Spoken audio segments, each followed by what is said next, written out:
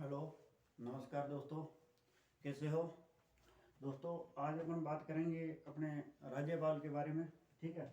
और देखें कि राज्यपाल की नियुक्ति कैसे की जाती है, शपथ कैसे लेता है। ठीक है। और भारत के संविधान में किस अनुच्छेद में राज्यपाल के बारे में बताया गया है। ठीक है। तो दोस्तों, आज हम स्टार्ट करते हैं क्या, राज्यपाल कि एक राज्य में राज्यपाल होता है, तो उसके बारे में हम सबसे पहले स्टार्ट करते हैं। ठीक है।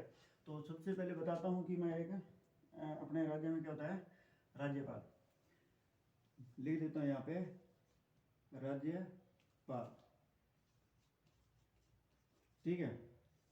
तो दोस्तों, राज्यपाल की बात करें कि किस अनुच्छेद में दिया गया है, सबसे पहले बात करते हैं दोस्तों अनुच्छेद 100 किसके बारे में, अनुच्छेद 153। अनुच्छेद 153 में दोस्तों लिखा हुआ है कि हमारा राज्य में एक राज्यपाल होगा, एक राज्य में एक राज्यपाल होगा। किसके बारे में बताया गया है, पद के बारे में बताया गया है कि एक राज्य में राज्यपाल होगा। ठीक है। बाद में दोस्तों एक संशोधन हुआ था, सातवां संविधान संशोधन। सातवां संविधान संशोधन, सातवां संविधान संशोधन हुआ था। कब हुआ था दोस्तों? तो 1956 में। कब हुआ था दोस्तों? 1956 में सातवां संविधान संशोधन हुआ था। तब इसमें अलग चेंज किया गया था दोस्तों। क्या चेंज किया गया था कि दो या दो से अधिक राज्यों में एक राज्यपाल हो सकता है। एक राज्यपाल हो सकता है, एक राज्यपाल हो सकता है दो या दो से अधिक राज्यों में। ठीक है। तो इसमें आपको समझ में आया होगा कि दो राज्यों का एक राज्यपाल हो सकता है। पहले मूल संविधान में क्या लिखा हुआ था कि एक राज्य में एक राज्यपाल हो सकता है। ठीक है, होगा। लेकिन बाद में चेंज किया गया था। कब चेंज किया गया? सातवां संविधान संशोधन 1956 में। और इसमें बताया गया है कि दो या दो से अधिक राज्यों का एक राज्यपाल हो सकता है। आप कहोगे कि सर 28 राज्यों में क्या एक राज्यपाल हो सकता है? ऐसा कभी ना हुआ है, ना ही होगा। ठीक है। लेकिन अपन बोल सकते हैं कि 2 या 3 राज्यों का एक राज्यपाल हो सकता है। ठीक है। यहाँ तक दोस्तों समझ में आया होगा। फिर अपन बात करते हैं दोस्तों आगे, अनुच्छेद कौन सी की बात करते हैं, अनुच्छेद 154 की। अनुच्छेद 154 की बात करें अनुच्छेद 154 की बात करें दोस्तों, तो उसमें लिखा हुआ है कि राज्य की कार्यपालिका होती है, राज्य की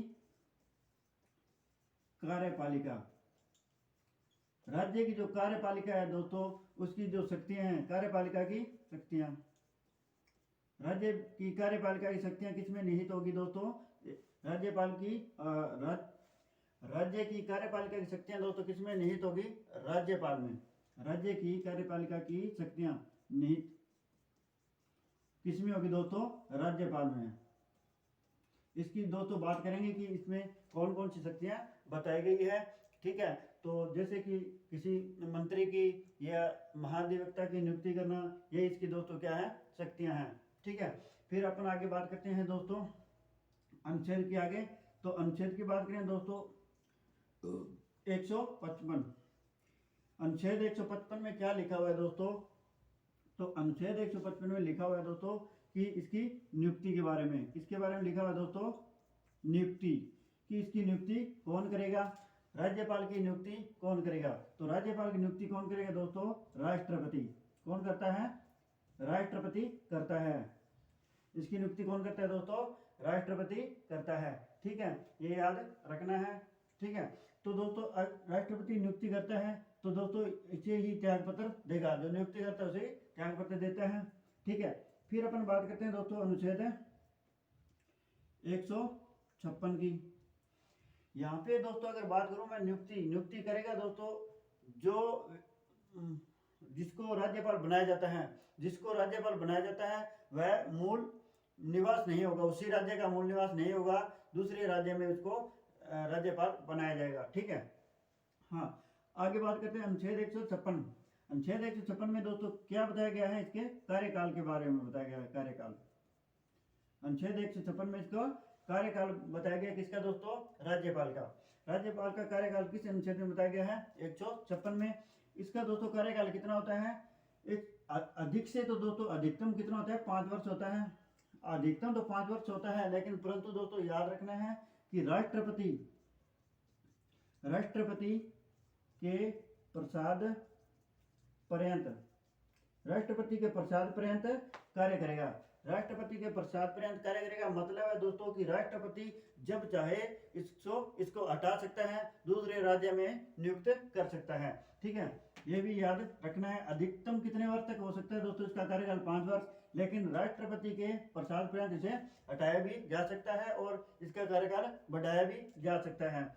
जब तक दोस्तों दूसरा राज्यपाल अपना पद ग्रहण नहीं करता, ठीक है, उस समय तक दोस्तों यह राज्यपाल उस पद पर कार्य करेगा। ठीक है, फिर अपन बात करते हैं दोस्तों अनुच्छेद किसकी, अनुच्छेद 157। अनुच्छेद 157 में दोस्तों क्या लिखा हुआ है उसके बारे में बात करते हैं। अनुच्छेद 157 में बताया गया दोस्तों किसके बारे में, योग्यता कि राज्यपाल की योग्यता क्या क्या होनी चाहिए दोस्तों। राज्यपाल की योग्यता में दोस्तों सर्वप्रथम बात करते हैं तो यह भारत का नागरिक हो, भारत का नागरिक हो दोस्तों।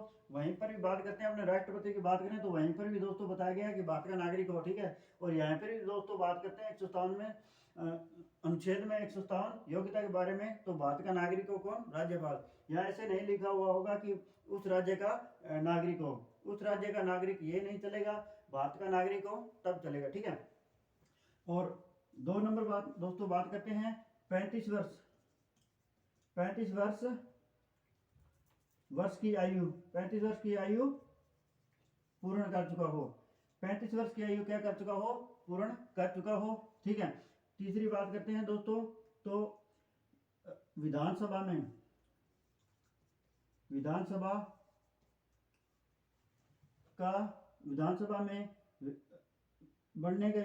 का व्यक्ति बनने में योग्यता रखता हो, विधानसभा में निर्वाचित होने में योग्यता रखता हो। ठीक है, और बात करते हैं चौथी, तो दोस्तों चौथी में बात करें कि किसी भी लाभ के पद पर ना हो, किसी भी लाभ के पद पर ना हो, किसी भी लाभ के पद पर नहीं होना चाहिए। ठीक है, तो दोस्तों आपको यहाँ तक समझ में आया होगा कि मैंने क्या क्या आपको बातें बताई है। फिर दोस्तों अपन बात करते हैं आगे अनुच्छेद 158, अनुच्छेद 158 की बात करते हैं। तो अनुच्छेद 158 में क्या लिखा हुआ है दोस्तों, अनुच्छेद 158 में लिखा हुआ है दोस्तों, अपने को याद है कि इसमें लिखा हुआ है दोस्तों, आपको बताता हूँ शर्तें कुछ दोस्तों, इसके पद के जो पद है ना दोस्तों उस पर कुछ शर्तें हैं दोस्तों वो बताई गई है, पद से रिलेटेड उसके बारे में शर्तें बताई गई है, वो दोस्तों उसकी आगे अपन बात करेंगे कि शर्तें उनकी क्या क्या शर्तें हैं। फिर बात करते हैं दोस्तों उसके आगे अनुच्छेद 159, ठीक है, 159 आगे बात करते हैं दोस्तों। तो इसमें क्या दिया गया है, इसमें दोस्तों दिया गया है कि इसमें शपथ के बारे में बात करी गई है। किसकी बात की गई है, शपथ। अनुच्छेद 159 में क्या दिया गया दोस्तों, शपथ के बारे में बताया गया है।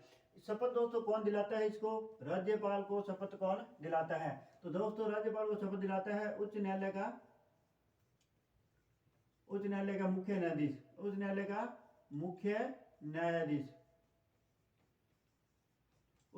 मुख्य न्यायाधीश कौन दिलाता है, उच्च न्यायालय का मुख्य न्यायाधीश को शपथ दिलाता है। ठीक है, तो दोस्तों अगर ये नहीं हो तो और कौन दिलाएगा, तो वहाँ वरिष्ठ न्यायाधीश का मुख्य न्यायाधीश, वरिष्ठ न्यायाधीश इसको शपथ दिलाएगा। कौन दिलाएगा, वरिष्ठ न्यायाधीश। अगर कौन नहीं होगा, उच्च न्यायालय का मुख्य न्यायाधीश नहीं होगा। फिर अपन बात करते हैं दोस्तों आगे कि अनुच्छेद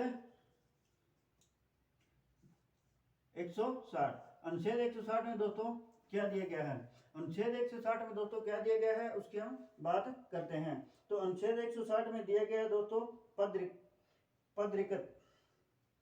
अनुच्छेद 160 में क्या दिया गया दोस्तों, पद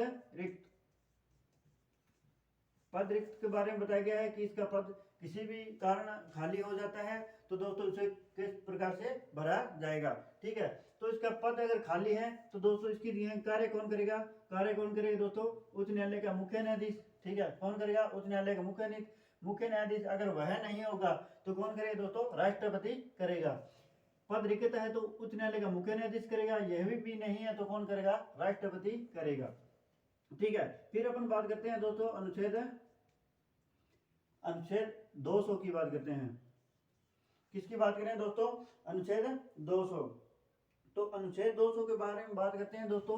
तो इसमें लिखा हुआ है धन विधेयक, धन विधेयक।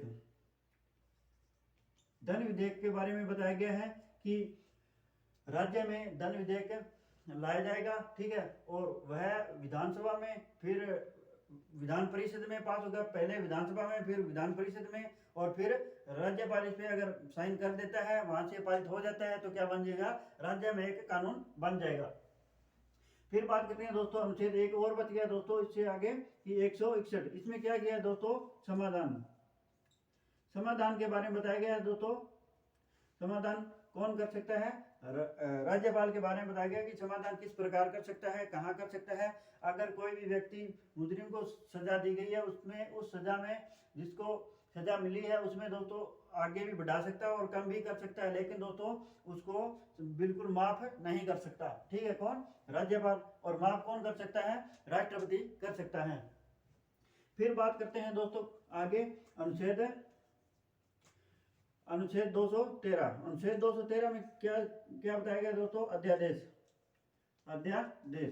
अध्यादेश के बारे में बताया गया दोस्तों। अनुच्छेद 213 में क्या लिखा हुआ है कि राज्यपाल में राज्यपाल है वो अध्यादेश जारी कर सकता है। राज्यपाल, अध्यादेश का मतलब है दोस्तों किसी भी राज्य के, जैसे राज्य सूची है, उस राज्य सूची के विषय पर, किसी भी प्रकार की चर्चा कर सकता है, किसी विषय पर चर्चा कर सकता है, अध्यादेश जारी कर सकता है, कानून बना सकता है, ठीक है। फिर अपन बात करते हैं दोस्तों आगे। यहाँ तक दोस्तों आपको क्लियर हो गया होगा दोस्तों। कुछ मेन क्वेश्चन है वो बात करता हूँ कि क्वेश्चन आता है कि राज्य के कार्यपालिका का नाममात्र प्रमुख, राज्य की कार्यपालिका का नाममात्र प्रमुख कौन होता है दोस्तों, तो राज्यपाल होता है। राज्य की कार्यपालिका का नाममात्र प्रमुख कौन होता है, राज्यपाल होता है। क्योंकि दोस्तों नाम तो इसका चलता है कार्यपालिका में, लेकिन काम कौन करता है दोस्तों, मुख्यमंत्री काम करता है। फिर दोस्तों बात करते हैं राज्य में संवैधानिक प्रमुख कौन होता है। राज्य में संवैधानिक प्रमुख कौन होता है, तो वो भी कौन होता है, राज्यपाल होता है। राज्यपाल की नियुक्ति दोस्तों ये कहां से होती है, केंद्र से द्वारा होती है, केंद्र एजेंट करता है। राज्यपाल की नियुक्ति कौन करता है, केंद्र एजेंट करता है। तो इसलिए दोस्तों दोहरी भूमिका, क्या है दोस्तों, दोहरी भूमिका। क्वेश्चन आता है कि दोहरी भूमिका कौन निभाता है, तो हमारा राज्यपाल निभाता है। किस प्रकार दोस्तों, एक तो केंद्र में एजेंट के रूप में काम करता है, केंद्र में दोस्तों कैसे काम करता है, केंद्र में एजेंट के रूप में काम करता है, और एक राज्य में भी कार्य करता है। इसलिए दोस्तों क्या है, दोहरी भूमिका निभाता है कौन, राज्यपाल, ठीक है। फिर दोस्तों यहाँ तक दोस्तों मेन राज्यपाल के बारे में अपन बात कर चुके हैं, ठीक है। तो यहाँ तक दोस्तों आपको समझ में आया होगा। फिर अपन आगे दोस्तों बात करें किसकी, मुख्यमंत्री की, ठीक है। मुख्यमंत्री के बारे में भी बात करेंगे, लेकिन दोस्तों उसमें आगे वाली वीडियो में बात करेंगे, ठीक है। थैंक यू दोस्तों, धन्यवाद।